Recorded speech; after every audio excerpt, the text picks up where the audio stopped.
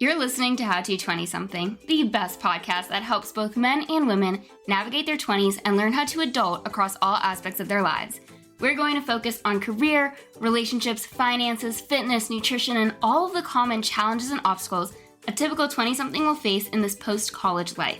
I'm your host, Jess Diamond, and I am the CEO and founder of Jess Diamond Coaching, where I help young professionals get their shit together, gain their confidence, and own their life.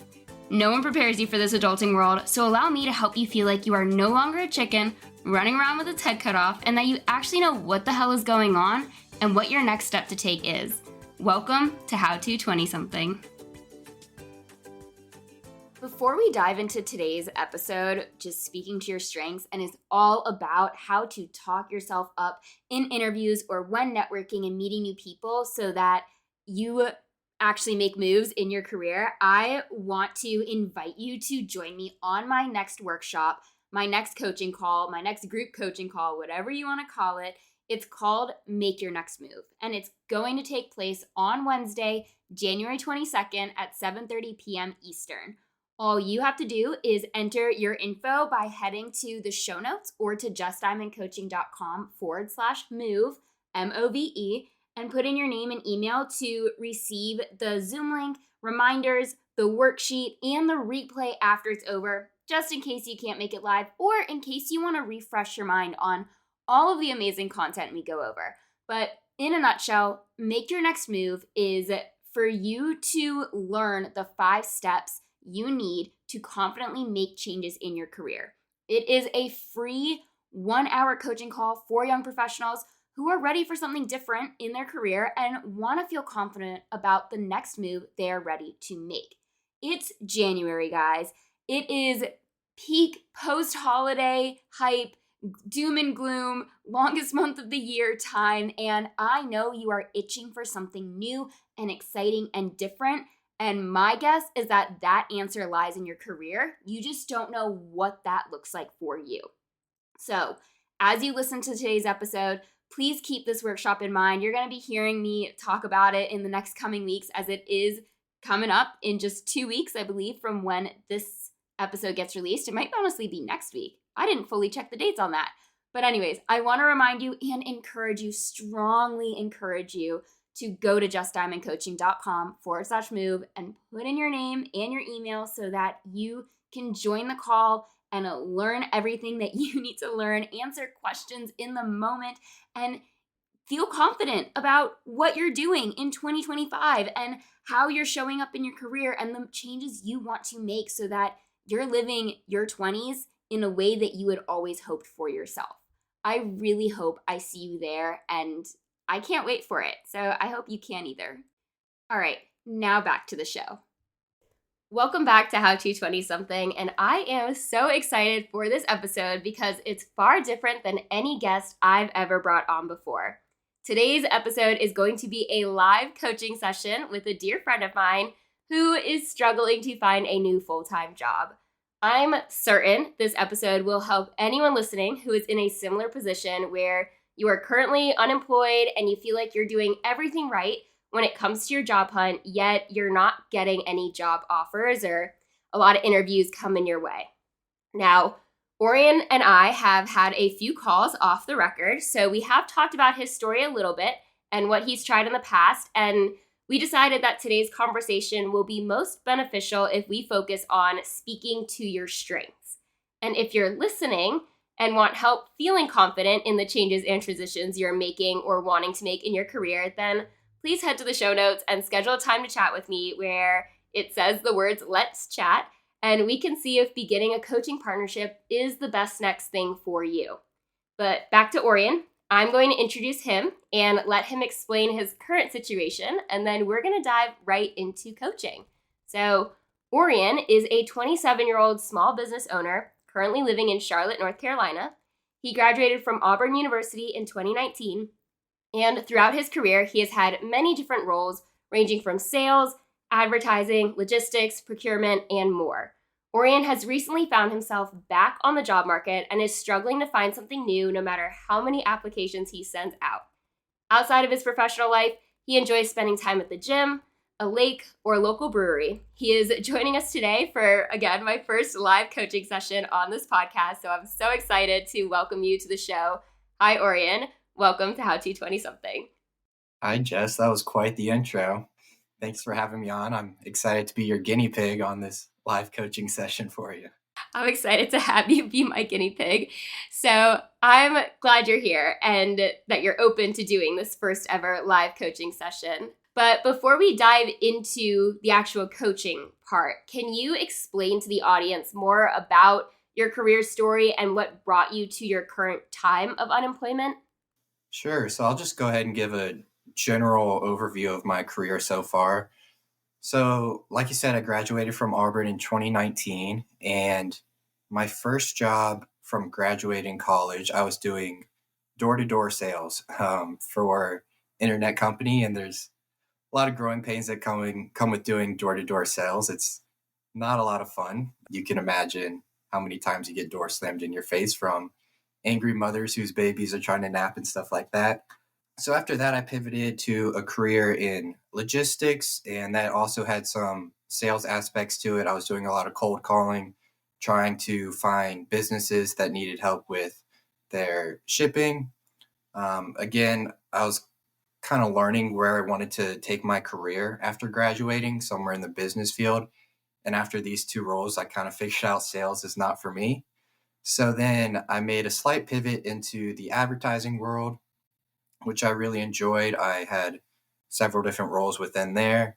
And then following that, I spent the last 2 years working for Food Lion headquarters here in North Carolina as a procurement analyst, basically in charge of all the inventory for the drinks they have in their stores.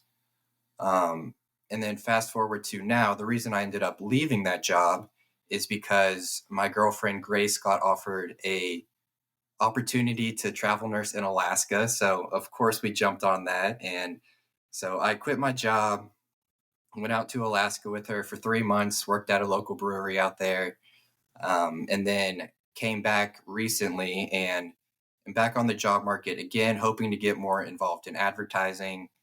Somewhere along in the way in there, I started my own clothing business as well, selling shirts on Etsy. That's been like a fun side hustle for me that I've been working on. And that's really what made me realize I want to get back into the e-commerce world or digital marketing, is working on that clothing business I started. It's taught me so much, and I really am applying right now to jobs that would be something similar to what I'm doing, just at a larger scale, working with multiple clients and stuff like that.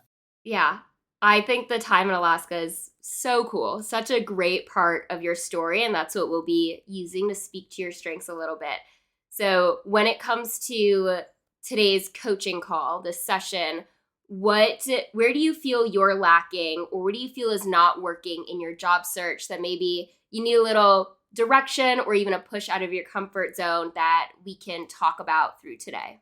Yeah, there's a couple things that I've run into. I found one assumption I make, and I'm always careful about assumptions because you never know.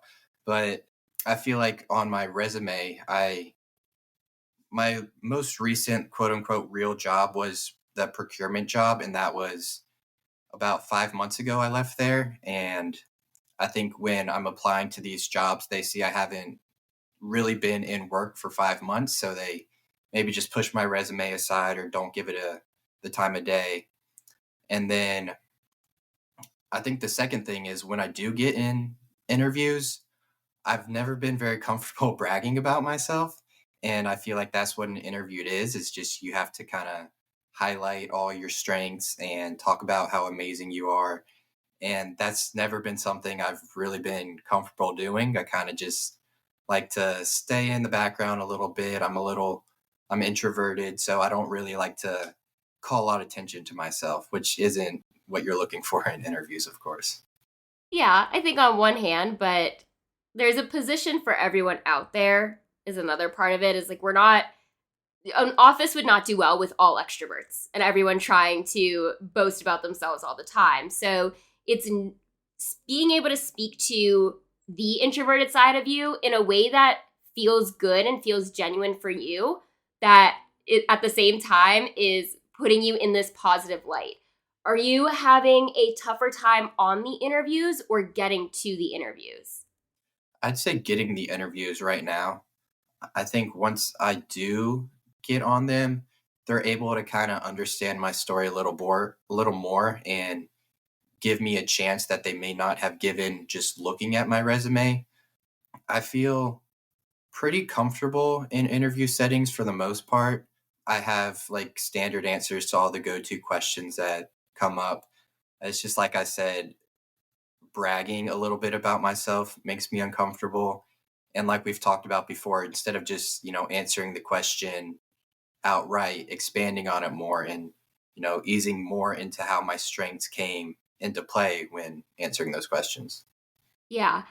So let's start with the getting to the interview first, because I know this is something you and I talked off air with is you're quick applying on Indeed or doing online applications. And what I've explained is that's not as beneficial. I think there's a statistic like 80% of job acceptances come from networking and from who you know.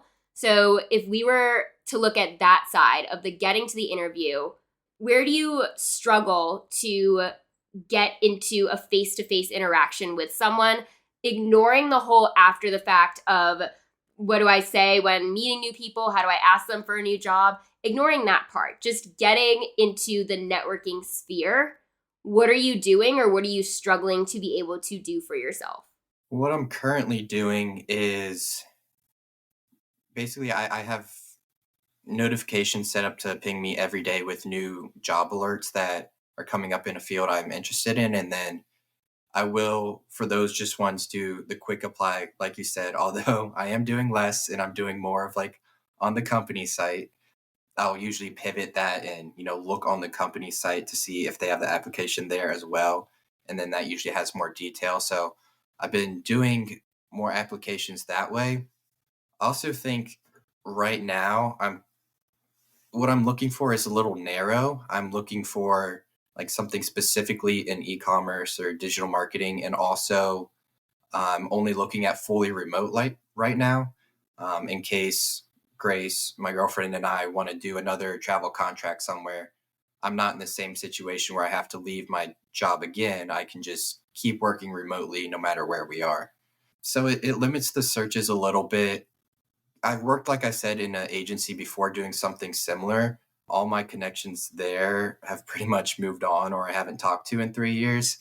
So although it couldn't hurt to reach out to people like that, again, I'm not very comfortable just reaching out of the blue, essentially cold calling people just to ask for help. Like, I want to feel like I'm putting in the work and I'm not getting like handed a job, that I'm actually qualified and deserving of it. Yeah, we want both. That a job that feels easy, that it was handed to you, but you are also qualified for. And when I say person to person interaction through networking, that's not all in person. So, yes, you're narrowed in the you want a fully remote job. And Orien and I off air have talked about his non negotiables and what he's looking for in his career, knowing that a fully remote job is part of that. It also at the same time expands it because you're not limited to just the Charlotte area. You're wanting, like, you're able to work on any time zone if you could, if you needed to, anywhere in the US, maybe even somewhere that's overseas. Like, it's more expansive in that side of things. It's more narrowed in the part of meeting someone face to face. So a lot of these interactions might be through LinkedIn or through Facebook groups or through Instagram, social media, whatever it may be, in a way that you're not cold calling, because nobody likes to receive those cold calling messages, and nobody likes giving those messages as business owner to business owner. It's not fun to be like, "Hey, you want to work with me?" Like, no, that feels grimy and gross. So, what do you think would be an appropriate way to reach out to someone that either you know but haven't spoken to in, say, 3 years, or that maybe also graduated from Auburn that you can connect with just based off of the same alma mater? Well, one thing I just recently started doing, I haven't had any success with it so far just because I just started doing it, but when I was applying to jobs, it would always list the person who is the hiring manager. So whether it's on LinkedIn or Indeed, you can just find that person. Then I'll add them quickly to my LinkedIn connections and then gives you the option to message them. And I'll just say something short like, hey, I just saw your posting for digital marketing manager. I just applied to it. I would love to discuss the possibility of working together or something just small like that. So they have a reason I'm connecting with them. And, it's not just completely random. And then also, I talked about this a little bit offline, but just networking better in Charlotte, like joining the Charlotte Auburn Club, going to those events, meeting those sort of people. Or I know you have a lot of networking events you host at various places. So popping by to one of those or something like that, it's a good way to meet more people and, never know who's connected to who. And, that could always lead to something. Yeah.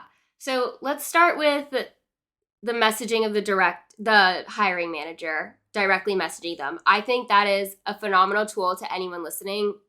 You need to take note of that. How we can improve that message is not so much just telling them like, hey, I applied to this, let me know about job opportunities. It's you applying to that is letting them know, or it's letting them know that you already know about job opportunities for one. And I know like sometimes there's things jobs that haven't been posted yet, and that might be the direction you're going. I want to commend you that messaging them in the first place and taking that extra step is fantastic. How we want that message to stand out is also going to play a role so that you get responses from that person. And that comes in the form of making it a little more personal, not just feeling like you're copying and pasting your message from one hiring manager to another. So knowing that, how could you rewrite that type of message that comes a little bit more from the heart, that touches on that person and their heart, and just a way that you feel is going to make you stand out, that is going to vary from hiring manager to hiring manager? I think adding some details from the posting could help there. Looking for, the type of person that they really want to hire, what is kind of their culture and key responsibilities or key attributes in a person they're looking for.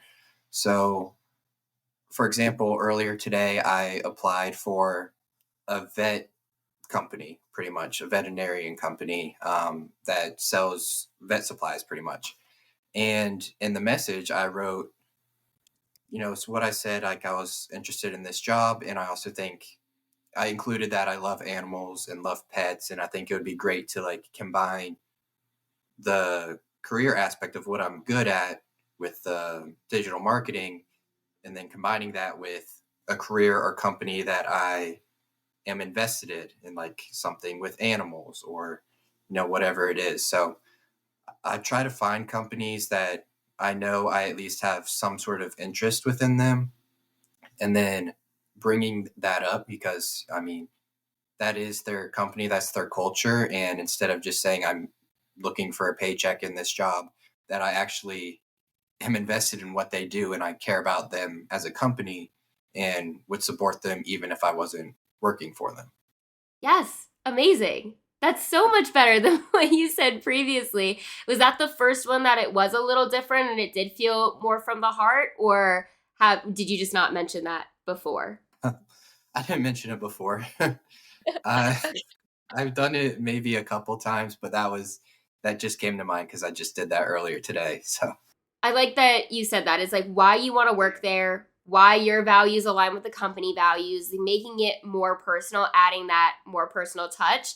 You didn't mention that before, but if you're doing that before, fantastic. You definitely did it with this message that you gave the example of, which is also fantastic.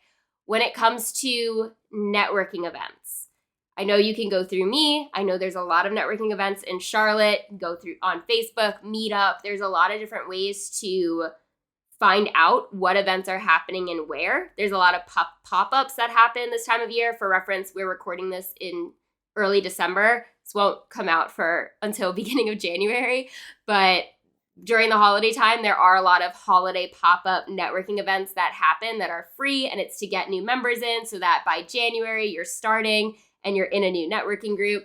So there's all of those opportunities. Finding the networking group is the easy part.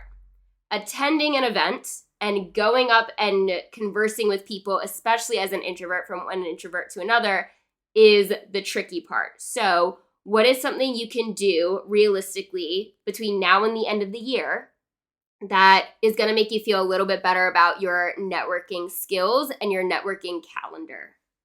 I think just as hard as it is, it's just doing it. Like, I'm introverted. I'm not the one to go up to talk to a stranger without a topic in mind. But I think if something like the Auburn Club, at least I have that connection with those people and it's an easy conversation starter. Or if it's something like the run club at our gym where I'm familiar with some of those faces, I already know some of them, just branching out gym friends like through other people, or just like dragging Grace along somewhere and saying like, "Hey, we got to go to this event. It's at a brewery, so we'll grab a beer or something." But um, trying to be like, I think it would be very beneficial for me if I just had like a buffer in there somewhere, like just grab one friend or someone that I know to go along with me, and they could kind of help introduce me to people. They could kind of be like my go-to person when I need to like a break from socializing, just like kind of go talk to them for a bit.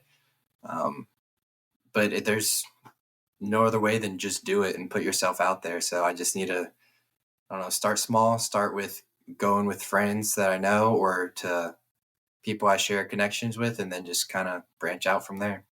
Yeah, I think there's nothing wrong with starting with a networking group where you already know people. And a networking group, as you even mentioned, could be the run club that is at our gym on Saturday mornings, where you already know some of those faces, just to get your feet a little more wet, a little more comfortable having these conversations. And what I like to tell people is you need to have the rule of three, and you have to go 3 times before you rule something out. Because if you go the first time, you have a lot of anxiety, there's a lot of nervous energy, you're not your true self. You go the second time, maybe you see a familiar face. You can say like, "Hey, you were there at the last one." You go a third time, you've already seen those familiar faces, and now you get to elaborate on that conversation. And from there, if you're like, "This is not for me," you get to walk away knowing that you tried. You gave it 3 times before you completely ruled it out. So there's that. And then there's the part of when you get there, how do you talk to people? And that's the part that's where you want that buffer to come in. But what we want to talk about for the sake of this episode is how to talk about you without feeling conceited in the process, but being able to talk about where you're currently at in your life, what brought you here, and what you're looking for, while also knowing that the conversation can be about the other person to build that initial relationship so that it will then come back to you. Because we know that in our 20s, most of our conversations come to a point, especially with a brand new person, where the question gets asked, "What do you do?" So let's start there. Let's say you went to a networking event, you walked up to someone that you kind of knew, but you're not that close with, and you're sparking up a conversation. It's very casual talk. "How long have you been coming here? Oh, like, have you benefited? Have you made any good connections? Oh, do you know so and so?" Any type of small talk. And then it comes into the, "Orien, what do you do for a living?" Well, I'll tell you, there is no worse question to be asked, Jess, than that when you don't have a job. Yep. So I always dread that question. But right now, for what I'm doing, I either say I'm a small business owner and then I steer them about my clothing business, and that could be sort of a segue into the e-commerce world, and that I sell on Amazon, and I'm looking to promote other clients that sell on Amazon and lead that way. Or like right now I'm working part-time at a local brewery as well to make some money, so I'll bring that up and say, I'm working at a brewery. I'm working part-time there until I can find a full-time position or kind of go that route. But I mean, it's not like I'm doing nothing, so I have something to talk about. It's just I'm not necessarily in the spot that I would like to be at almost 28 years old. So it's kind of hard to say I'm proud of what I'm doing for work right now because I'm just like a part time bartender at the moment, and I want to be doing more than that. Yeah. And you're right that no one likes talking about their career if they're not in a place where they are proud about where they're at. So that's perfectly understandable.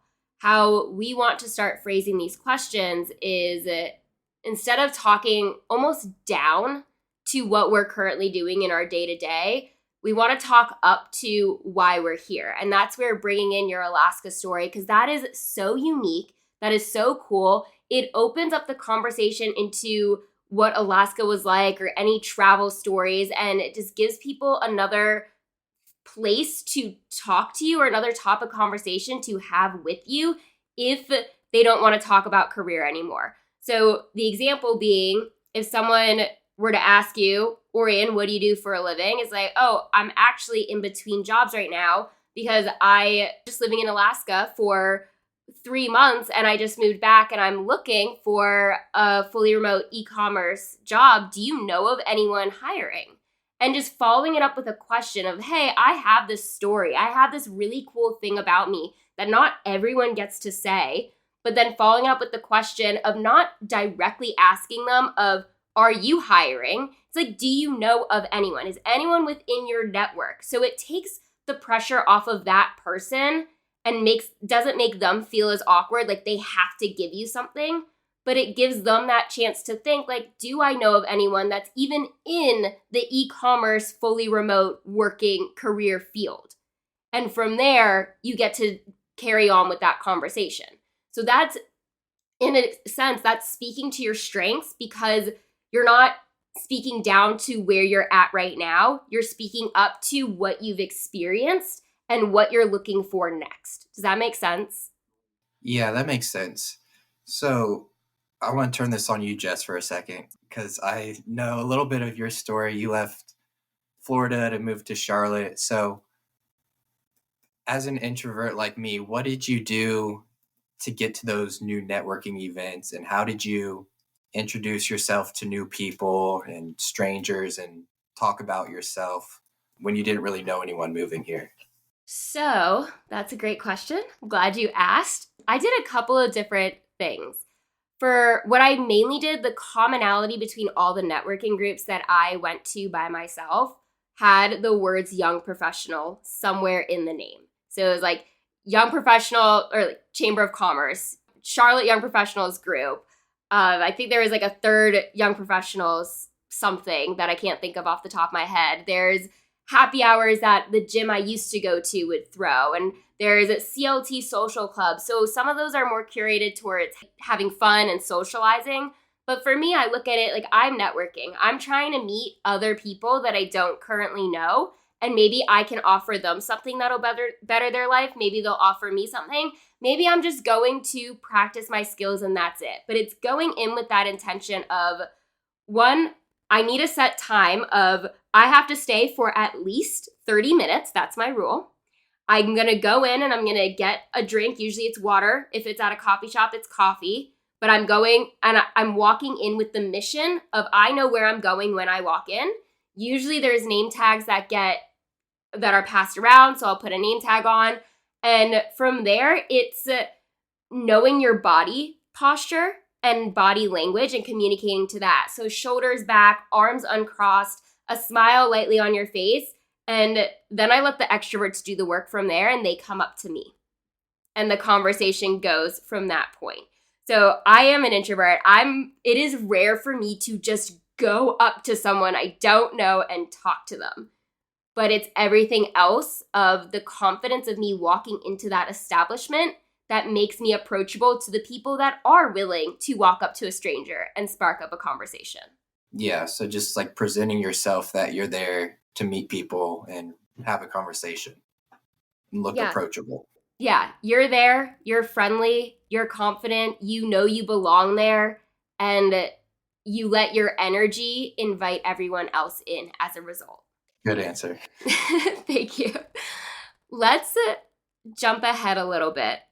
still on topic of speaking to your strengths in an interview setting, because you've had a couple interviews, right? Like this, you've had a handful. Where do you feel insecure on those interviews, or like you can't brag about yourself, or you don't know how to word it in a way that feels good about talking about yourself?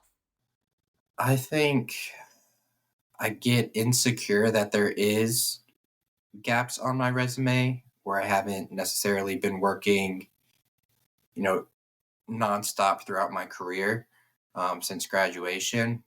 I also think that, one of the roles I have on my that I worked in the past was for an ad agency, and I'm applying to a lot of the same job really right now. And even though it hasn't happened yet, I just have it in my head that someone's going to ask me why I left a role that I'm now applying for or really want to get.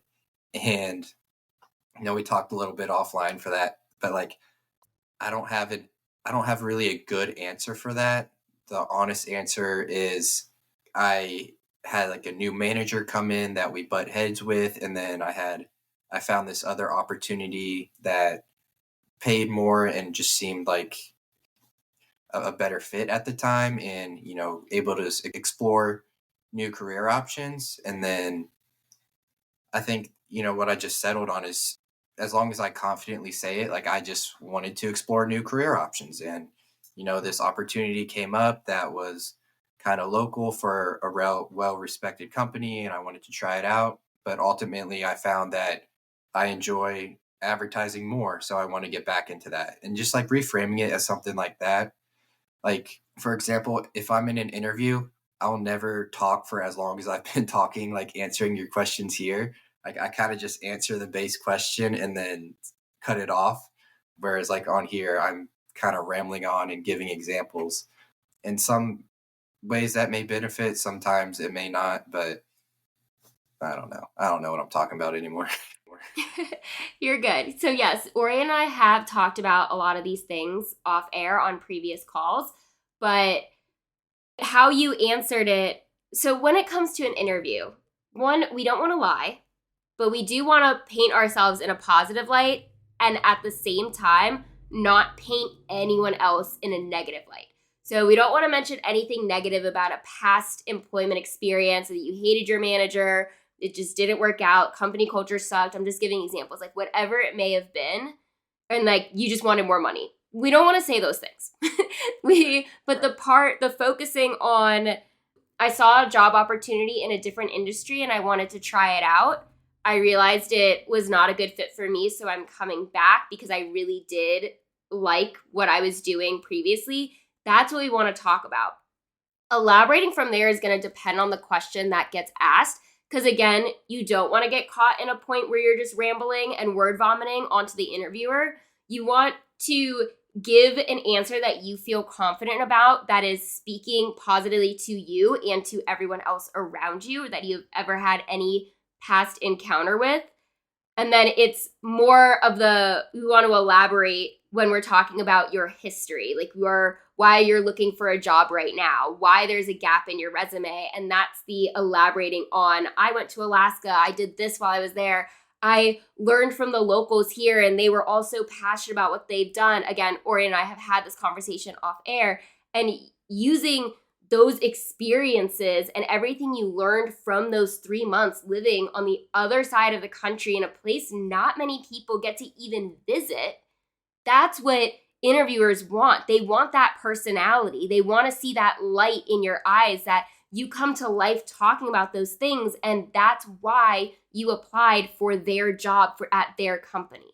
Yeah, I think what I've told people in the past that, the reason I'm unemployed right now is because I went and lived in Alaska for the summer. I guess I'm like expecting a different response, but they just kind of like shrug it off like, okay. And I'm like, no, like ask me more. Like I want to tell you more about it. But they're just like, I don't know, like business focused, and they're not really wanting to dive into that right really that much.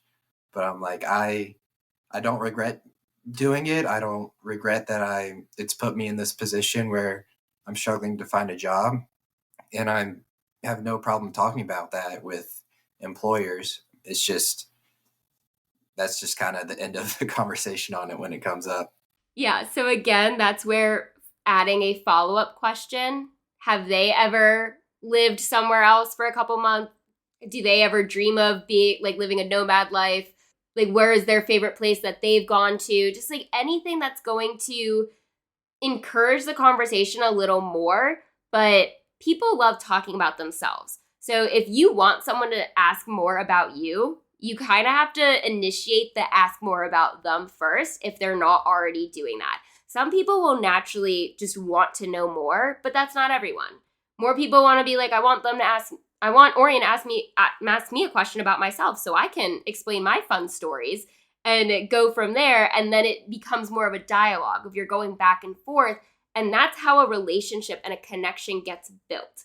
If they don't care that you went to Alaska and that's something that is so true and relevant to your story and your life, and you absolutely love that experience, and they are not giving you the time of day to even give you the floor to talk about it, then they're just not for you. And that's okay too.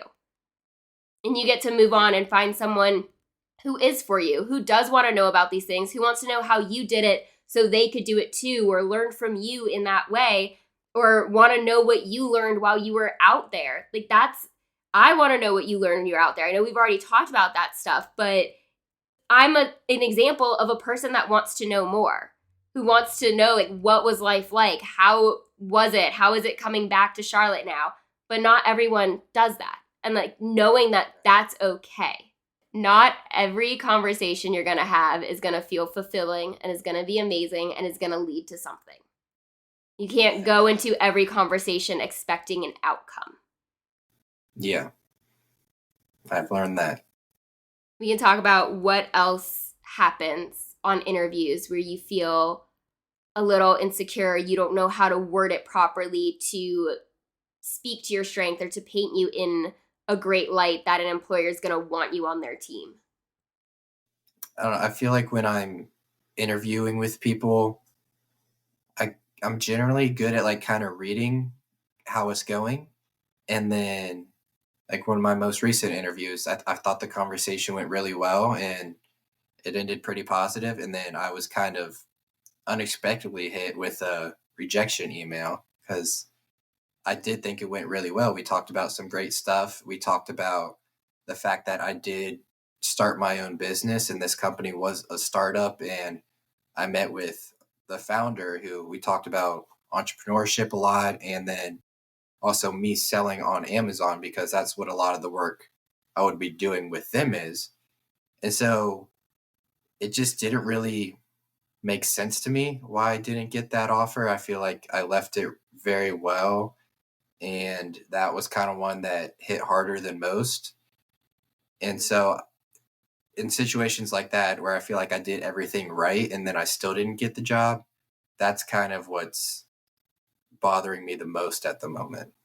Did you email them again, the person who interviewed you or connected you, whomever, and ask what happened in a way that it wasn't just like, hey, why didn't I get the job? Just more of a, I was really looking forward to this company. I thought we were really connected. I would love feedback on how I can improve my skill set or my interview abilities because I would like to be notified of the next job opening that you guys have.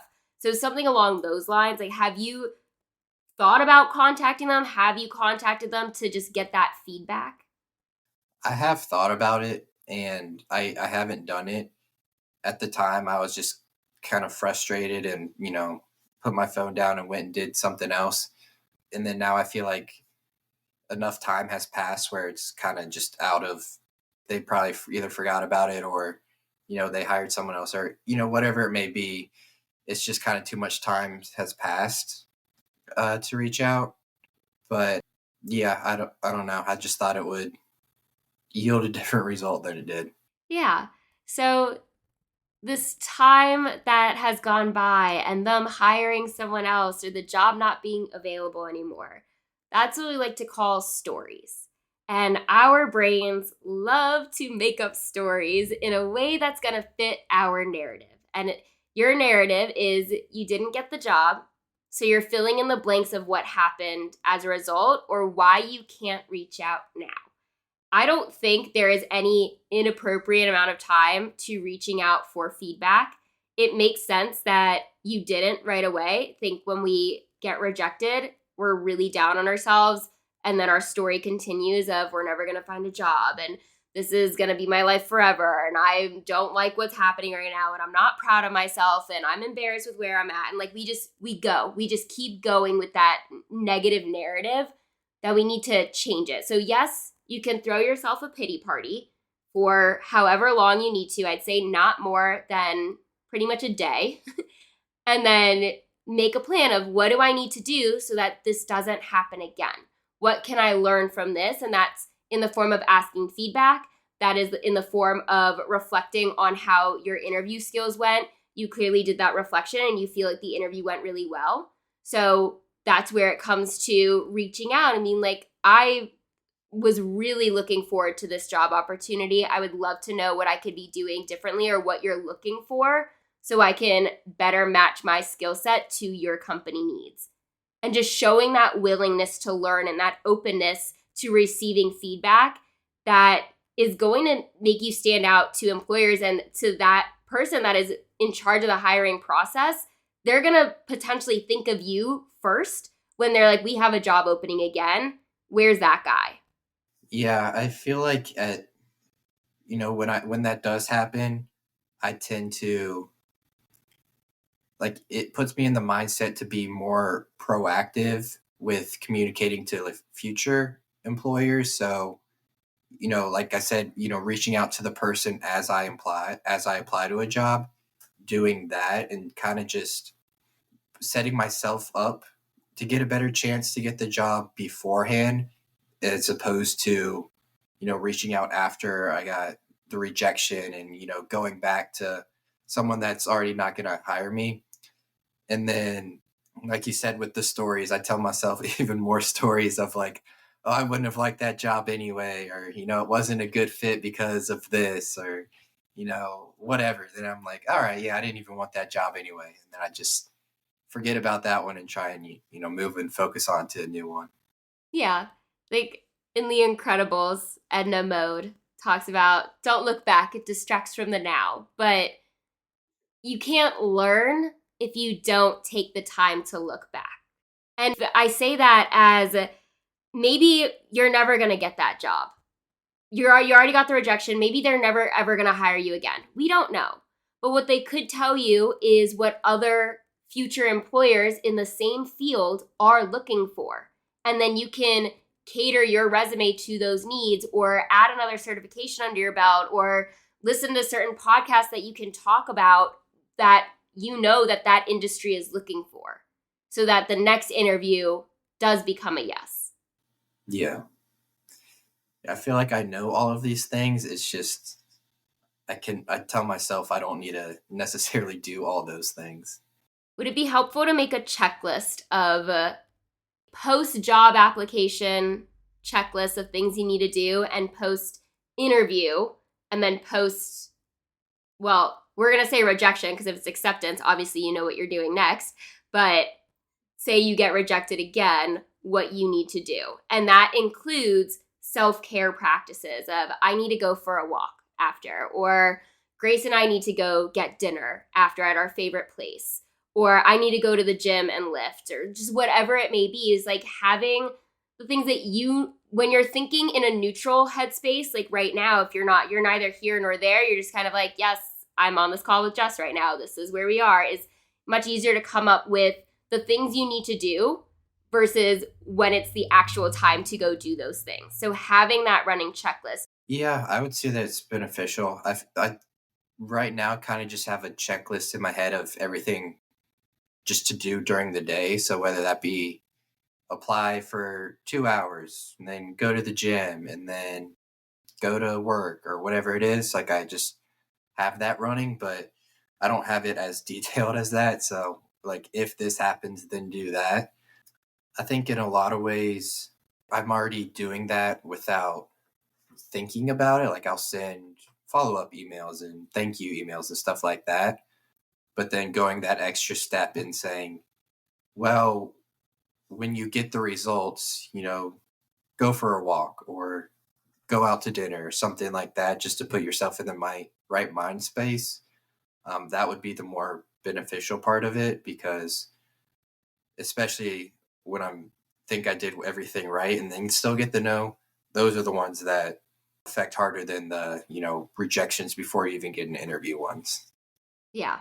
I feel that. I get that with potential clients.